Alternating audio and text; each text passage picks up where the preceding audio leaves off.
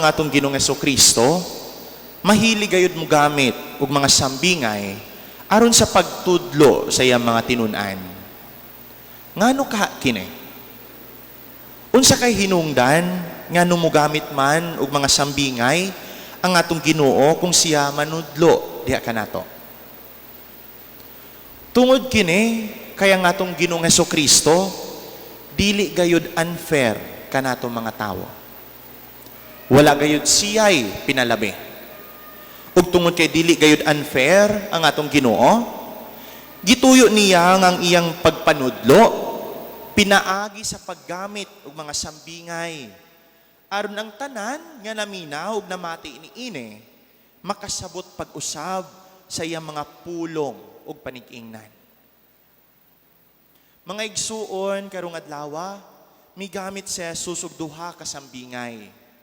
Ang una, mong sambingay mahitungod sa usa ka mag-uuma. Ang ikaduha, mong paggamit niya sa liso sa mustasa. Kining duha ka sambingay naghisgot gayod sa pinakasimpleng pagpakita o pagpadayag sa Ginoo diya sa ingging harian sa langit. Sa unang sambingay ni Jesus, adunay usa ka tawo nga nagsabod og binhi sa iyang uma. Ug kahuman niyag sabod niini, mipadayon siya sa pagbuhat sa iyang mga gimbuhaton na tag-adlaw. Ug ang mga binhi kaniadtong higayuna nanurok ug mitubo sa paagi nga wala niya masabte. Mga igsuon sa matag adlaw sa atong pagkinabuhi, na mga higayon nga dili kita makasabot sa mga panghitabo sa atong kinabuhi nga atong nasinati.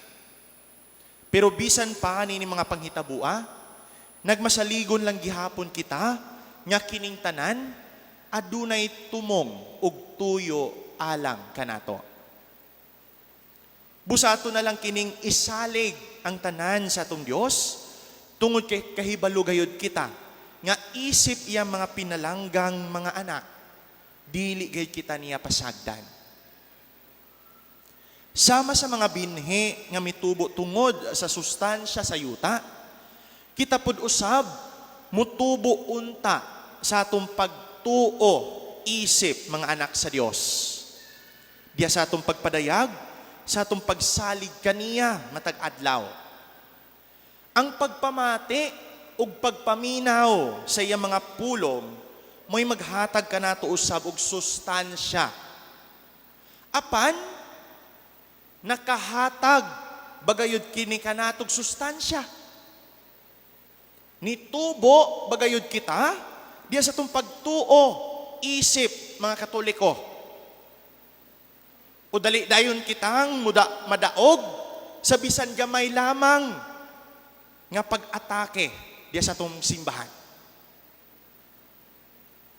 Isip mga Katoliko, aduna kita'y tahas diya sa pagdepensa sa atong pagtuo. Lakip ni ine ang mga pagtulunan sa atong simbahan. Apan unsa man ang nahitabo, dali-dali natong gikalimtan kini maong tahas.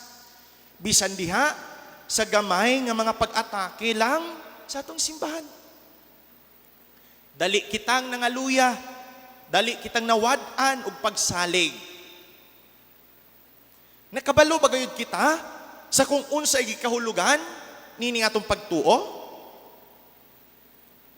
Nakabalo ba gayud kita sa kung unsa gikahulugan sa atong pagkabinunyagan? Sa ikaduhang sambingay nadungog nato ang pagpalapnag ni Jesus sa gingharian sa langit, pinaagi sa liso sa mustasa.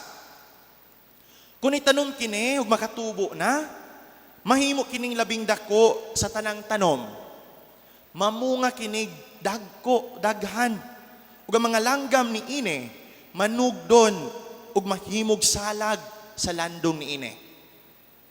Mga igsuon kini nga sambingay nagpakita sa labi ka patsyada o labi ka maayong hulagway sa gingharian sa langit. Sama sa liso sa mustasa, muagi kinig proseso aron mutubo ug mulambo. Ang gingharian sa Dios kinahanglan pud usab mutubo sa matag usa kanato. Pinaagi sa atong pagpahari sa Ginoo diha sa atong kinabuhi ug pagsangyaw sa iyang maayong balita ngadto sa uban. Ug sa saktong panahon sa atong pagpadayon sa atong misyon ug apostolado mga buhat, ang gingharian sa Dios mutubo sa matag usa kanato ug kitang tanan makapuyo gayud niini. Apan ato ba gayong gipatubo ang gingharian sa Dios diya sa atong kinabuhi karon? Unya ngano man nga kusog kayo kitang mo-claim nga mga Katoliko kita. Unyang atong buhat, ang atong panghuna-huna, ang atong mga panglantaw, dili man iya sa usa ka Katoliko nga gipahari ang Dios diya sa iyang kinabuhi.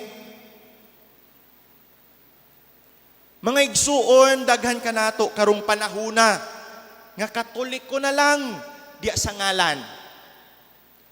Tungod kay ang mga kinaiya, ang mga buhat, ang mga panlantaw ug ang mga panghuna-huna dili manggayud iya sa usa ka Katoliko nga mipahari sa mga pagtulun-an ni Kristo diya sa iyang kinabuhi.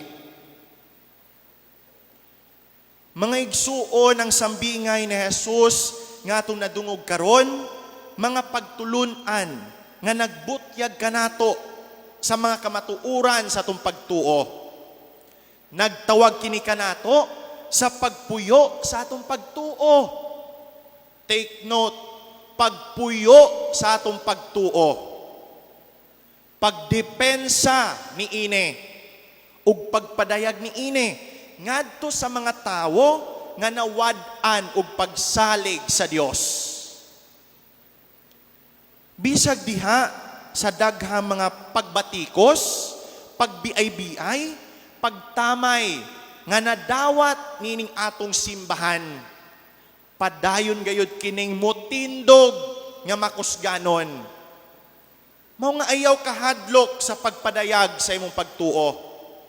Ipadayag kini sa sakto nga paagi ug ipamatuod sa tibuok katawhan nga ikaw usa ka Katoliko. Hinaot paunta. Amen.